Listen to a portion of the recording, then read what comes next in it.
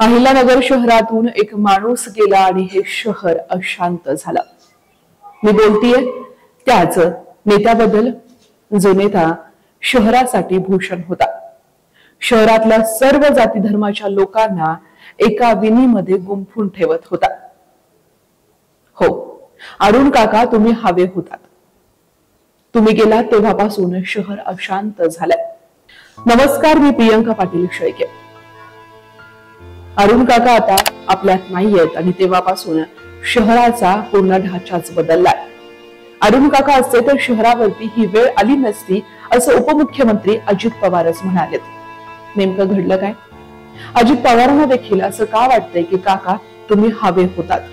कधी काळी अहिल्यानगरमध्ये एकता, आपुलकी, माणुसकी याचं प्रतीक होतं आणि तो काळ होता अरुण काका जगताप यांचा।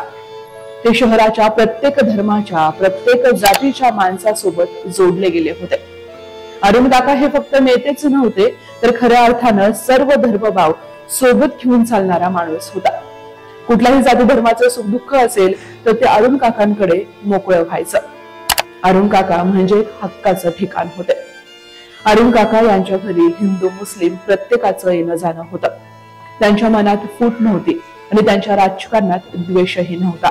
ते म्हणायचे, धर्म मोठा नाही तर माणूस मोठा आहे। त्या काळचे ज्येष्ठ लोक सांगतात की अरुण काका हे ईदच्या वेळी इफ्तार घेण्यासाठी जायचे आणि दिंडीच्या वेळी वारीमध्ये देखील तल्लीन व्हायचे। त्यांच्या चेहऱ्यावर एकच गोष्ट दिसायची, ती म्हणजेच सर्व धर्म समभाव।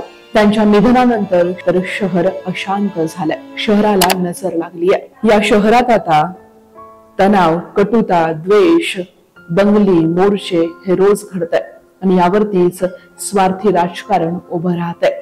अरुण काका तुम्ही असते तर भैयांनी देखील हे पाऊल टाकलं नसतं। तुम्हाला जाऊन 2च महिने झाले नव्हते, तोच संग्राम भैयांनी तुमचे विचार आणि तुमची शिकवण पायदळीत उडवली। हिंदू मुस्लिम याचा झेंडा हाती घेऊन बेगडी हिंदुत्वाचा त्यांनी पुरस्कार केला।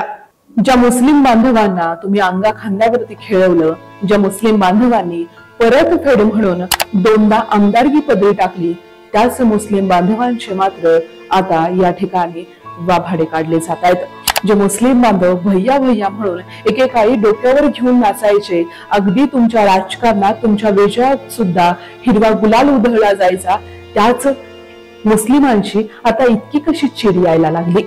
अरुण काका असते तर या गोष्टी घडल्या नसतात।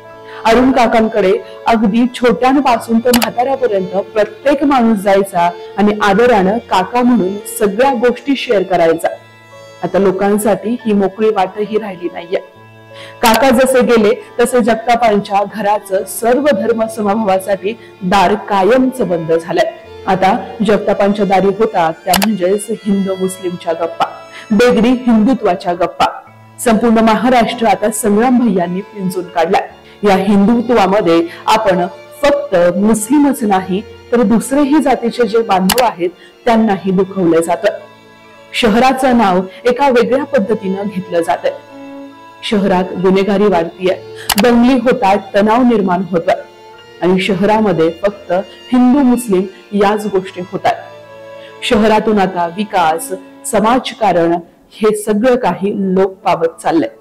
रोजगाराचीही चर्चा होत नाही, शिक्षणाबद्दलही काही बोललं जात नाही।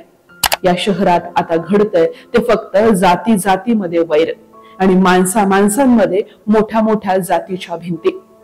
हे कुठेतरी थांबलं पाहिजे आणि हे थांबवण्यासाठी आता गरज वाटतेय ती म्हणजेच अरुण काका जगताप यांची।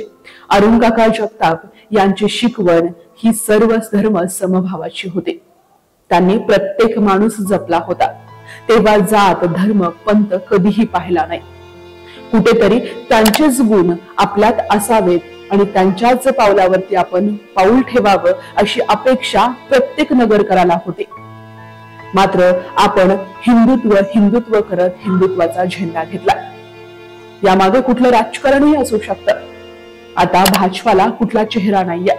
हिंदुत्वाचा पुरस्कार करून आपल्याला भाजपाचा चेहरा होऊ शकतो, मात्र भाजपाची रणनीती असते। आपण हिंदुत्वामध्ये मशगूल असाल आणि इकडे भाजपा एक नवा चेहरा उभा करू शकते।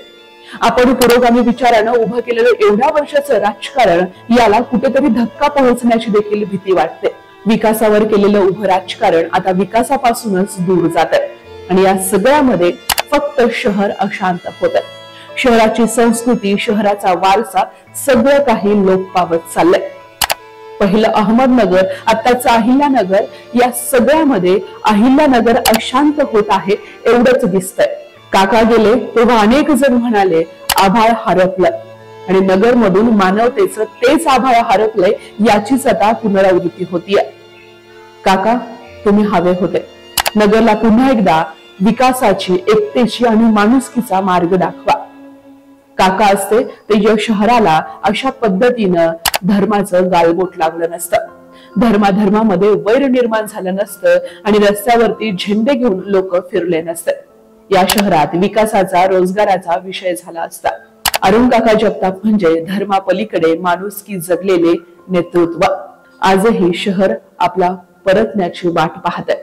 आपल्या विचारांची, आपल्या शिकवणीची आणि आपल्या तत्वज्ञानाची आठवण आजही प्रत्येक नगरकराला येते. एवढंच सांगेल, अरुण काका असते तर शहरात ही वेळ कधीच आली नसती. तुमची अत्यंत गरज आहे.